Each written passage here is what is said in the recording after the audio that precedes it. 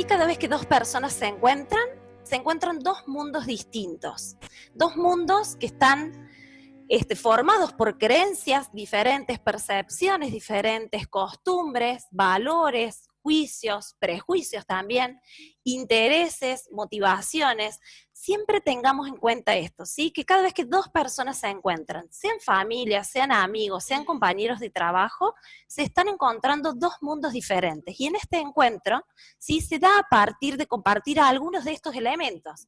Compartimos experiencias, como con los compañeros de trabajo, compartimos valores para aquellos que profesan alguna religión, por ejemplo, ¿sí? Compartimos objetivos, compartimos la genética y compartimos sentimientos que son coincidentes. Y cuando hablamos de familia, hablamos de compartir casi todos estos elementos, ¿sí? Porque con cada uno de estos miembros de la familia estamos compartiendo experiencias, valores, objetivos, la genética ni qué hablar, y también sentimientos.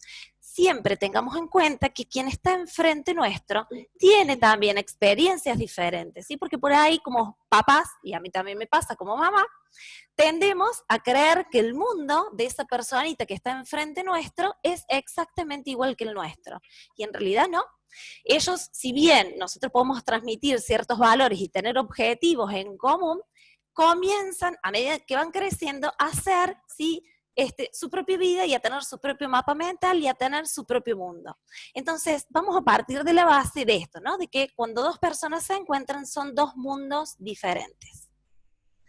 Y desde este lugar, un poco la idea con Sofi es justamente transmitir algunos tips, algunas herramientas para que aprendamos a cuidar estas relaciones, ¿sí? Tengamos también presente durante el transcurso de la conversación que la mente siempre está realizando una elección al comunicarse. ¿Decido comunicarme desde el amor o decido comunicarme desde el miedo? Y esto es algo que pasa habitualmente en las relaciones, ¿no? O decido comunicarme desde un lugar o desde el otro. Y el resultado va a ser muy diferente de acuerdo a la elección que estemos haciendo al momento de comunicarnos, ¿sí? No es lo mismo poner un límite desde el amor que poner un límite desde el miedo. Entonces, vamos a seguir un poquito más. Y en esta pantalla, lo que les quiero mostrar, esto está sacado de un libro muy, pero muy bonito, que si quieren anotar el nombre, si alguno quiere que le pase el PDF, también lo pueden encontrar en audiolibro. Se llama La Maestría del Amor, es de Miguel Ruiz, el que escribió Los 4 Acuerdos también, ¿sí? Y ahí hay un capítulo donde Miguel Ruiz explica de una manera muy simple cómo cuando nosotros somos niños, en realidad no podemos percibir la vida desde la reflexión como lo hacen los adultos, sino que cuando somos niños lo que hacemos es percibir la vida a través de lo que sentimos. Es decir, fíjense, y él cuenta una historia que es similar. Dice, llega un adulto a su casa y encuentra a su hijo que estaba jugando en el living de la casa y rompe la guitarra, ¿sí? Entra el papá que viene muy cansado del trabajo y lo primero que ve es la guitarra rota con el nene parado al lado, ¿sí? Le da una paliza, le da un buen reto, ¿y qué es lo que sucede? Ese niño no puede comprender que su papá viene de afuera, viene del trabajo, viene cargado de otras emociones y que tampoco vio su papá, que no era la intención romper la guitarra con la pelota, ¿sí? Entonces, ese niño percibe desde ese lugar, desde esa sensación, una injusticia, porque no era su intención romper la guitarra de su papá. Esas pequeñas injusticias que vamos viviendo desde niños van generando heridas emocionales. Esas heridas emocionales, cuando no son sanadas durante la infancia, la adolescencia o a medida que vamos creciendo, van quedando abiertas y vamos generando nosotros un sistema de negación a través de diferentes miedos. Esto lo vimos en uno de los talleres, me parece que fue, sí, en el de las relaciones, profundizamos un poquito más sobre este tema. La idea es hacer una pequeña introducción, pero todo este material lo pueden encontrar en este libro que les digo, La Maestría del Amor. ¿Qué sucede con estas heridas emocionales que no sanamos y que cuando llegamos a la edad de la adultez aún tenemos abiertas? Cada vez que vivenciamos una injusticia que es similar a esa injusticia que vivimos de niños, es como si fuera un cuchillo que va directo a esa herida emocional, genera una abertura dentro de esa herida y empezamos a acumular lo que Miguel Ruiz, de una manera muy muy simpática llama, ¿no? Como veneno emocional. Ese veneno emocional es lo que luego vamos transmitiéndonos de adulto a adulto, de adulto a niño, y vamos generando nuevas heridas emocionales en las demás personas con las cuales compartimos. Entonces, esta pequeña introducción es para que podamos disfrutar un poquito más el tema que nos va a exponer Sofi y las herramientas que nos va a presentar. Bienvenidos a todos, dejo de compartir esta pantalla y cedo el espacio a Sofi, así nos alcanza el tiempo, ¿sí? Bueno. Ahí vamos. Bienvenidos a los que se unieron recién también, que vi que se unieron otras personas más. Bienvenidos a todos. Y bueno, voy a compartir yo también pantalla para que puedan ir viendo las diapositivas.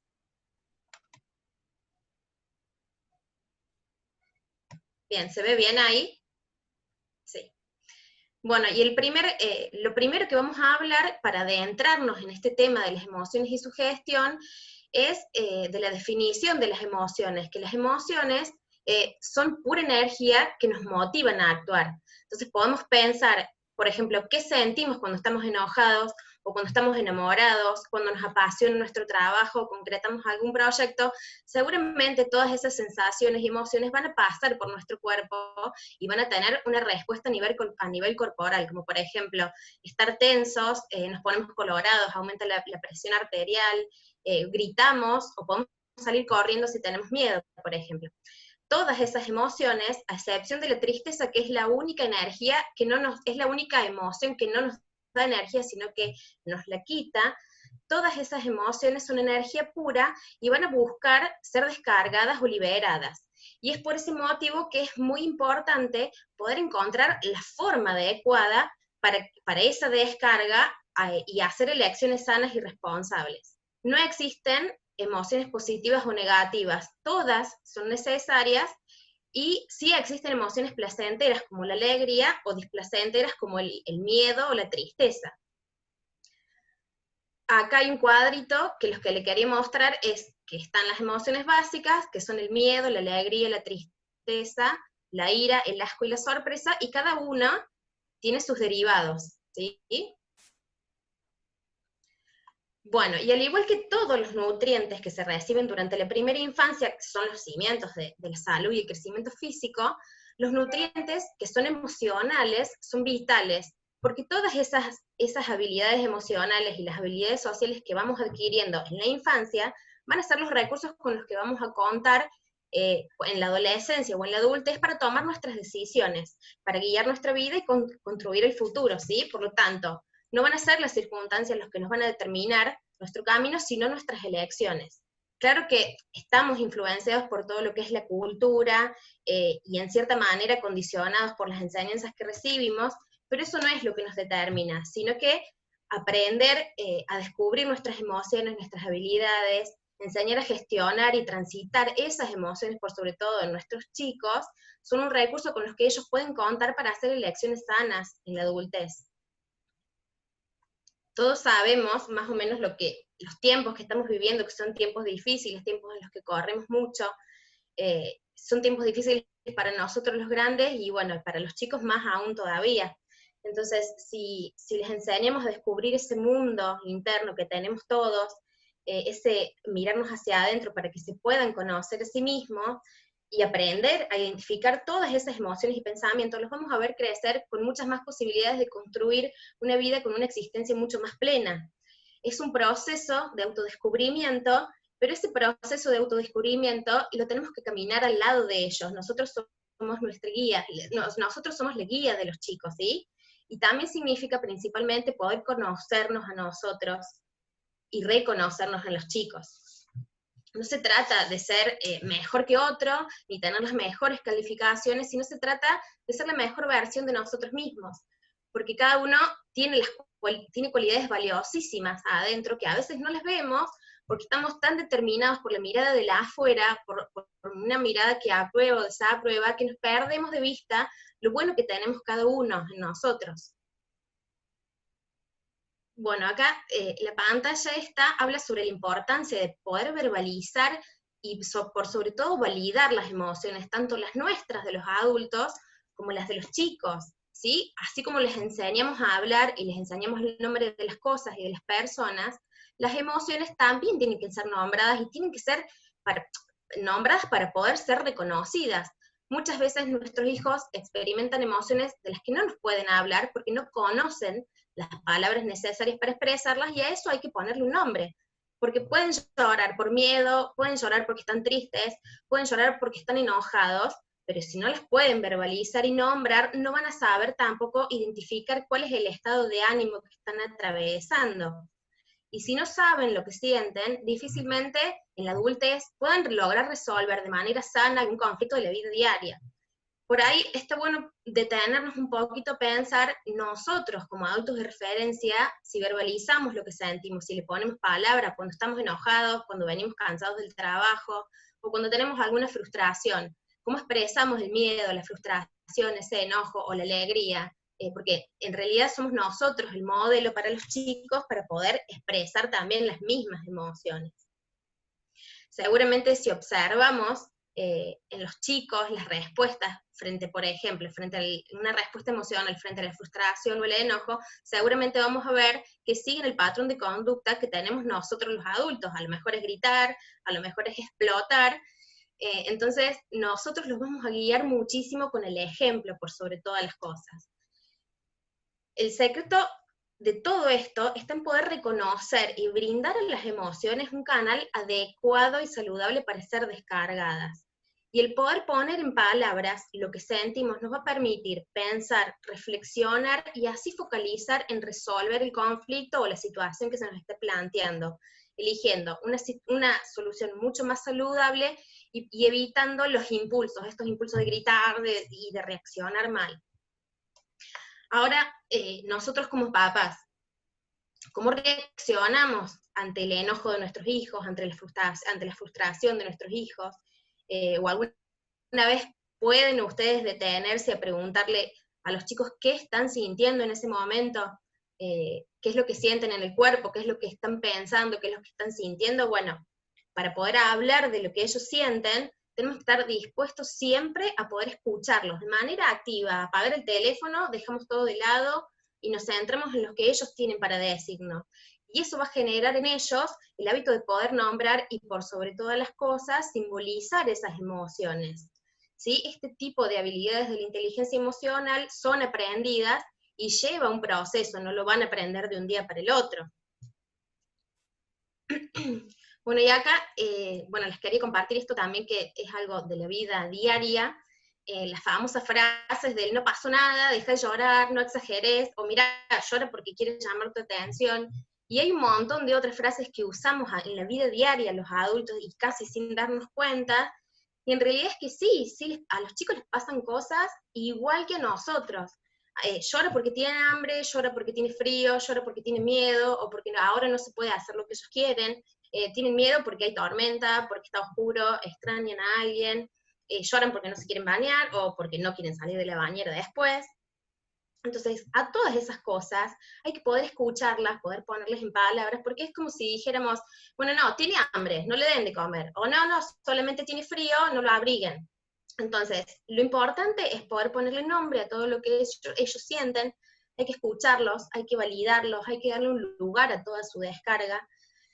Y bueno, muchas veces también decimos, bueno, nos está manipulando con esto de que quiere llamar la atención, y en realidad los chicos no están preparados a nivel evolutivo para manipular a nadie, sino que evidentemente hay alguna necesidad que no está siendo satisfecha. Puede ser que no se sienten mirados, puede ser que no se sienten tenidos en cuenta, puede ser que no se sienten escuchados. Y muchas veces si nos detenemos a observar el comportamiento de los chicos, nos vamos a dar cuenta de que ellos nos dan señales de que hay algo que no está bien. Antes del berrinche, antes de la pataleta, antes del grito de nuestros hijos, seguramente dieron señales de que necesitaban ser mirados.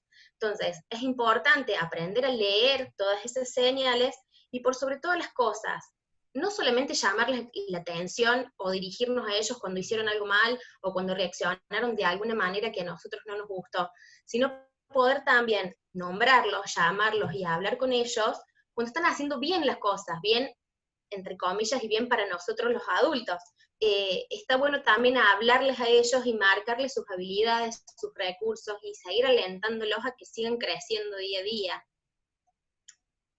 Bueno, en esta pantalla yo les quería mostrar la pirámide de la nutrición emocional, que está sacada de un libro de habilidades emocionales de Lucas Malaisi, y vemos que en la base de todo está el amor, porque una autoestima saludable se nutre de cada uno de esos nutrientes. El amor es la base de los nutrientes emocionales. Tiene diversas expresiones porque depende del vínculo que establezcamos con la persona, ¿sí? El amor es esa entrega al otro, es el poder compartir con el otro, hacer el bien, ayudar al otro, cuidarlo, pero por sobre todas las cosas es poder aceptar al otro en su totalidad. Las frustraciones. Bueno, sabemos que las frustraciones son experiencias desagradables, porque no podemos lograr lo que queremos o porque nos vemos privados de algo, y siempre se acompañan con descargas emocionales como el enojo, la tristeza, la vergüenza.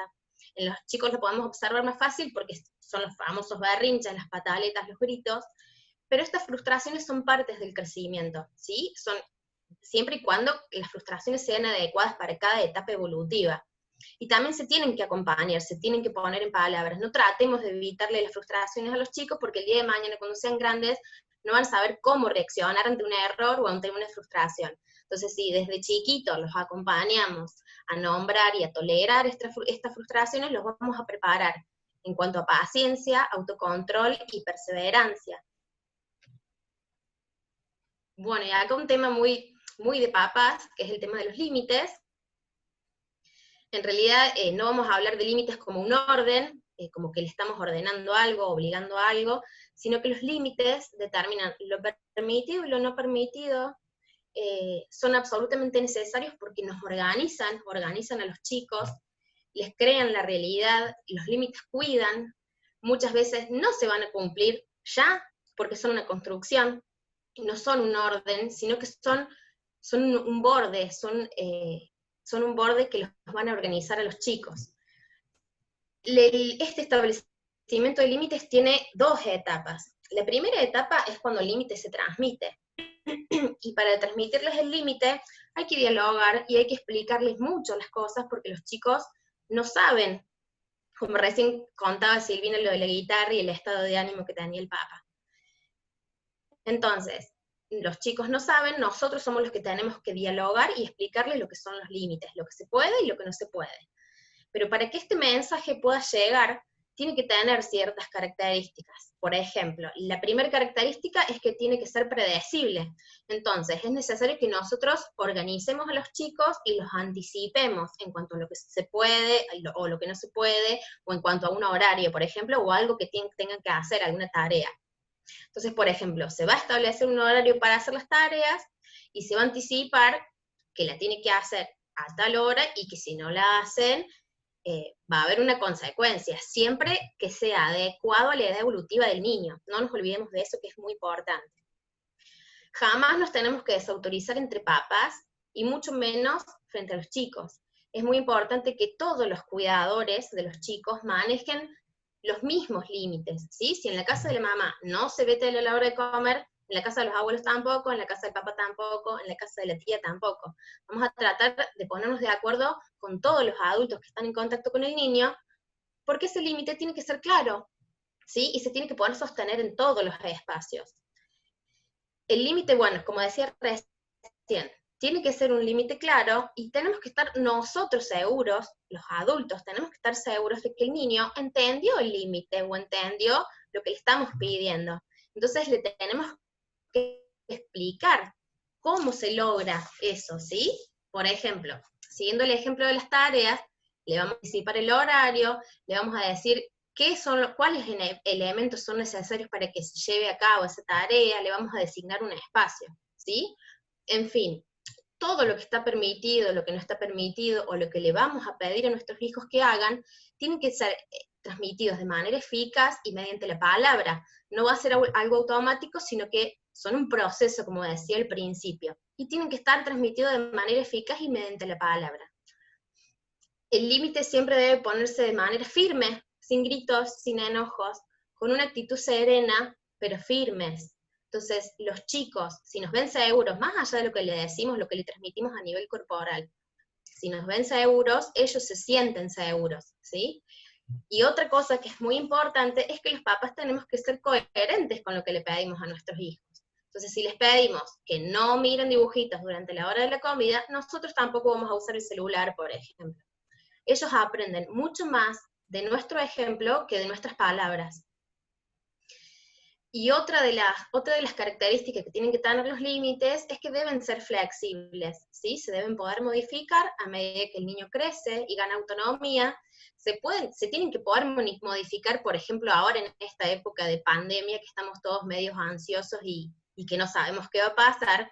Entonces, bueno, vamos a flexibilizar, por ejemplo, flexibilizamos el horario en el que vemos tele, o la cantidad de horas o de minutos que vemos dibujitos, siempre teniendo en cuenta la edad de los chicos. Se pueden negociar los límites, por ejemplo, no se puede negociar el bañarse todos los días, pero sí les podemos dar la opción de, bueno, te bañas antes o después de comer, pero antes de ir a dormir tenés que estar bañado. Entonces, ese poder negociar, ese tipo de límites, a ellos también les va a hacer bien en cuanto a responsabilidad y van a ganar seguridad en sí mismos. La segunda parte, digamos, de estas dos etapas es lo que tiene que ver con la transgresión o las consecuencias de los límites, que es cierto que muchas veces los chicos van a transgredir esos límites, pero porque necesitan saber que hasta ahí llegan, que ahí está el límite, ahí está el borde. Las consecuencias, por así decirlo, van a ir siempre de acuerdo a la edad. Es simplemente, a lo mejor una quita de privilegios, por ejemplo, no ves tele por cierta cantidad de horas. El tiempo también tiene que ser breve, porque tiene que poder ser tolerado por los chicos y por nosotros los adultos, que también terminamos transgrediendo por ahí la consecuencia que le ponemos. Nunca un golpe, nunca un grito, nunca un insulto, no encerrarlos a pensar, por ejemplo, ni demás actitudes hirientes. Los chicos tienen que poder entender qué pasó, que se transgredió el límite. No se aplica una consecuencia cuando el chico no tiene una edad madurativa suficiente como para poder comprender el concepto de límite. Siempre se tiene que tener en cuenta que si hay un límite que se cruzó, tenemos que tener en cuenta que el límite se explicó de manera clara y que la consecuencia se explicó de manera clara. Y esa es responsabilidad nuestra, no de los chicos, ¿sí? Entonces, esas consecuencias también tienen que ser explicadas, y no simplemente porque yo lo digo, ya tenés que hacer esto. Son cosas que se hablan, mucha paciencia por parte de los adultos. La otra pantalla, bueno, habla del jugar, que el juego para el desarrollo de la infancia tiene un importantísimo rol para todo el desarrollo integral, ya que el niño a través del juego puede elaborar cualquier tipo de situación, cualquier tipo de cuestión que quedó inconclusa o que le generó alguna emoción, pueden expresar deseos, necesidades, entrenan todas sus habilidades desde las cognitivas conductuales hasta las motoras, las intelectuales también, hacen su descarga motora, pueden metabolizar otras situaciones o sensaciones, ¿sí? No estamos hablando de jugar con la Play o con la compu, sino que estamos hablando del juego libre, donde se experimenta la realidad, y que los chicos necesitan tener ese contacto con esa realidad para poder crearla y recrearla, y desarrollar toda su imaginación. El próximo punto son los deberes y las obligaciones. Estamos hablando de pequeñas tareas, pequeñas tareas o pequeños deberes, como por ejemplo, ir a la escuela o ayudar en casa, siempre dependiendo de la edad madurativa de los chicos. Y también es cierto que darles a los chicos ciertas tareas, como por ejemplo poner la mesa o darle de comer a la mascota, ayudan a ellos a generar responsabilidad, ayudan en la creación de los hábitos de la vida diaria y también genera seguridad en sí mismos. Y esto ayuda muchísimo para su autoestima. El otro punto habla de las ideas empoderadoras, ¿sí? ¿Qué pasa? Los chicos que escuchan en su entorno adjetivos positivos hacia su persona siempre tienden a valorarse y a tener una autoestima mucho más estable, mucho más saludable, mucho más fuerte. Y ocurre lo contrario cuando los adjetivos son negativos o son descalificantes. De alguna manera, con este tipo de adjetivos, desde la edad temprana, desde la infancia temprana, nosotros programamos a los chicos. Entonces, yo los aliento y los invito a todos los adultos a que podamos transmitirles mensajes más alentadores y más empoderadores y más positivos a los chicos, ¿sí? Que puedan reconocer sus habilidades, sus recursos. Por ahí no tenemos que caer en la sobrefelicitación, en que está todo bien, pero bueno, sí enseñarles qué es lo que tienen que aprender, qué es lo que tienen que seguir puliendo, pero por sobre todas las cosas, háblenle y recálquenle todo lo bueno que tienen los chicos. Bueno, el tema de los placeres hace referencia a las actividades placenteras, actividades de esparcimiento, como por ejemplo ir al cine, ir al parque, usar la compu, que son totalmente necesarias en los chicos, para generar justamente el placer del disfrute, y que va de la mano también con el tema de los límites y con el tema del comportamiento. Bueno, y ahora les voy a dejar un ratito para que puedan pensar en cómo ustedes transmiten a sus hijos los límites y el amor.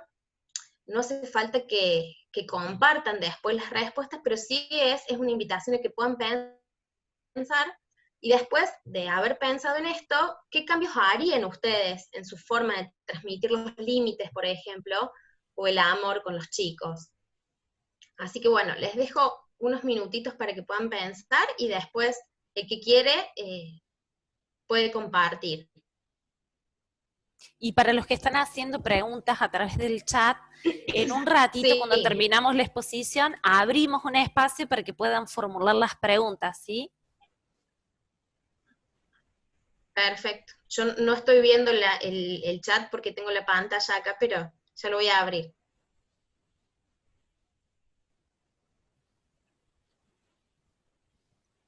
Sofi, mientras van contestando estas preguntitas, me gustaría que hiciéramos una reflexión, ¿no? Porque por ahí, cuando empezamos a ver tanta información, se nos empieza a activar el juez interior que tenemos todos, y Sí, empezamos como a hacernos como un proceso de autorreclamo, ¿no? exacto. Esto está bueno que podamos hacer una reflexión, porque si se activa demasiado el juez, también corremos el riesgo de como alejarnos de esta información que nos trae muchas herramientas, ¿no? Y que podríamos modificar. Y por ahí también es esto de poder tener una mirada muchísimo más compasiva con nosotros mismos, porque cada uno Sí, de nosotros totalmente. estamos haciendo lo mejor que podemos con las herramientas que tenemos. Y bueno, seguramente ninguno de los que estamos acá presentes hemos sido criados bajo estos conceptos, ¿sí? Bajo estos conceptos que Exactamente. tienen que en cuenta la educación emocional.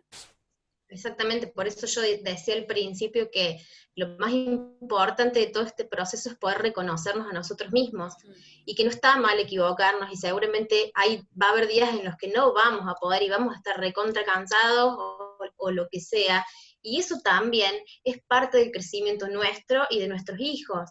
Entonces, si nosotros también hablamos de lo que nos está pasando con los chicos, es mucho más fácil, mucho más llevadero, y por sobre todas las cosas no nos cargamos de la culpa de que soy mala mamá o mal papá porque le grité, pero bueno, a ver, va a haber días en los que sí, nos va a salir el grito, va a haber días en los que no vamos a tener ganas de jugar, por ejemplo, y eso también se tiene que poder poner en palabras para que ellos sepan que nosotros también sentimos, nosotros también tenemos emociones, ¿sí? Expresarse también, que eso es lo más importante de todos.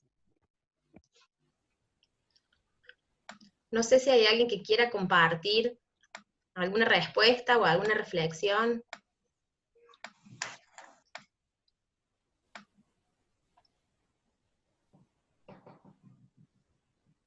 Tomás está levantando la mano. A ver, perdona, Sofi, ¿vos querés que ya terminamos de compartir las pantallas para que podamos habilitar Tengo el una, micrófono?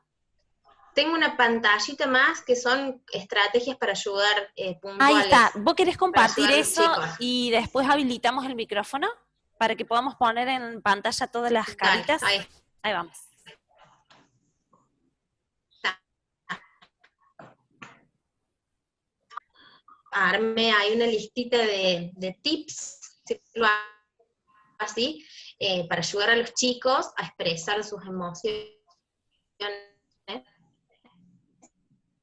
Eh, poder poner en palabras y poder no, es una de las emociones que por ahí más nos hace reaccionar a nosotros los adultos. Le tenemos que dar tiempo para que ellos puedan vivenciar esa emoción y para que esa emoción disminuya la intensidad. Los podemos acompañar en el enojo, por ejemplo, pidiéndoles que respiren profundamente, siempre acompañar poniendo en palabras sobre lo que está pasando, validando ese enojo también, porque lo tienen que atravesar, y sí, también hacerles notar cuando, por ejemplo, logran calmarse o pueden en otra situación reaccionar de una manera distinta frente al enojo. El segundo punto, cuente qué les pasó, qué fue lo que desató ese enojo o esa emoción, qué sintió en ese momento. Y ahí es cuando el niño va a tener la oportunidad de poder expresarse y poder simbolizar lo que siente. Con eso lo ayudamos también a generar empatía, ¿sí? Ayudamos al niño a tener empatía. El otro punto nos habla sobre escuchar lo que relata el niño, siempre con respeto, siempre con amor, porque es un otro, ¿sí? Y ellos se van a sentir escuchados, se van a saber entendidos, ¿sí? Entonces, le podemos después de que ellos nos hablaron y nos contaron lo que les pasó, podemos nosotros ofrecer nuestro punto de vista, le podemos decir que, bueno, que ese comportamiento no fue el adecuado por tal o cual motivo, o que ese comportamiento, ese enojo nos hizo enojar a nosotros, o nos hizo poner tristes, ¿sí? En los más chiquitos, por ejemplo, el enojo, estos berrinches, famosos berrinches de los 2-3 años, son necesarias esas descargas a nivel motor. Entonces, ahí nosotros como adultos lo que tenemos que hacer, no evitarlos o no pedirles que paren, sino que encauzar y redirigir el enojo o el berrinche. Puede ser brindarle alguna técnica, como hay una que es la del león, que es invitar al niño a rugir como un león. Entonces, como hacemos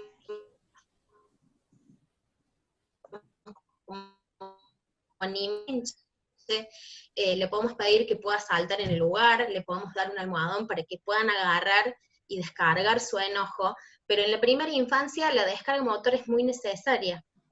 También podemos pensar junto a los chicos diferentes opciones para resolver la próxima vez que se presente alguna emoción, ¿sí? Por ejemplo, puede ser pedir disculpas, puede ser alejarse del lugar para no pelear, puede ser irse a otro espacio para respirar tranquilos y calmarse, puede ser solicitar la ayuda de un adulto, pero bueno, pensar en diferentes opciones para nosotros también acompañarlos en ese proceso de reconocimiento de las emociones,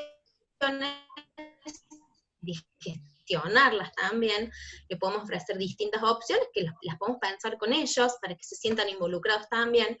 Y al final, y lo más importante de todo, es volver a restablecernos amando, que lo seguimos valorando, que fue solo un comportamiento el que nos disgustó, por así decirlo. Nunca los hagan sentir mal porque reaccionaron mal, porque pelearon con el hermano, nunca la humillación, como dije antes, nunca el reproche o la queja o la mala palabra, porque es ahí cuando ellos se les viene abajo su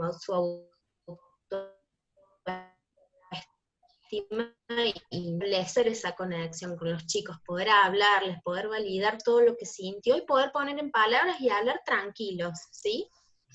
De a poco los chicos van a empezar a calmarse o van a poder resolver las cosas de otra forma, y es ahí también que nosotros como adultos tenemos que valorar eso y hacer notar que pudieron resolver esas cuestiones de otra forma.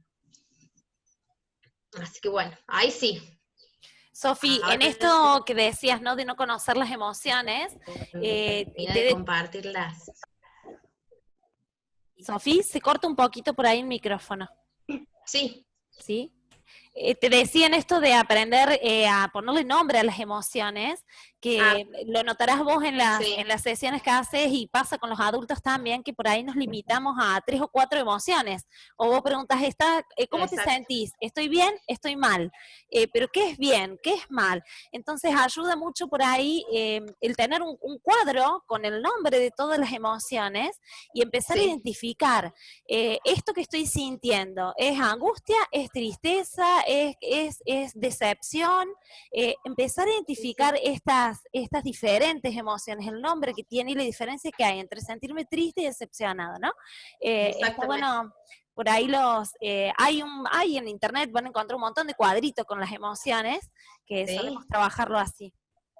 Sí, sí, sí. Bueno, está la película Intensamente, está el libro El monstruo de colores también, que se trabaja mucho con chicos. Se pueden imprimir los emoticones, por ejemplo, para mostrarles a los chicos las caras y asociarlos a las emociones y tenerlos presentes. Se puede pegar en la heladera, por ejemplo. Pero hay muchos recursos para poder reconocer en el otro y en sí mismo las emociones, el nombre que reciben y cómo es la reacción corporal también. Claro, esto que decías, ¿no? De que si los adultos no sabemos, ¿cómo podemos pretender que los chicos sepan? Entonces también es un reaprender para todos nosotros. Exactamente. Está bueno. Y mirarnos, de nuevo, vuelvo a recalcar, una mirada compasiva, gente, con nosotros mismos, porque si sale el juez y empezamos a reprocharnos por cómo hicimos las cosas hasta acá, sonamos. Nos vamos a bloquear. Así que mirada compasiva, me imito el alma y de ahora en adelante decido de nuevo. Es la posibilidad que tenemos todos los días. Bueno, ¿querés que compartamos? Entonces, tenemos una frase que es lo último que compartimos y habilitamos los micrófonos. Vamos a compartirles una frase. Dale. Acá vamos. Bueno, para los que ya vienen participando en estos talleres, saben que al final siempre comparto una frase de un curso de milagros, ¿sí? Que para el que quiera conocer un poco más sobre eso también después podemos conversar. Y nos pareció óptimo con Sofi compartir esta frase que dice, se puede enseñar de muchas maneras, pero sobre todo con el ejemplo. ¿Sí? Entonces, por eso es esto de la mirada compasiva, porque en realidad para poder enseñar con el ejemplo a veces necesitamos desaprender y volver a aprender. Es la única forma.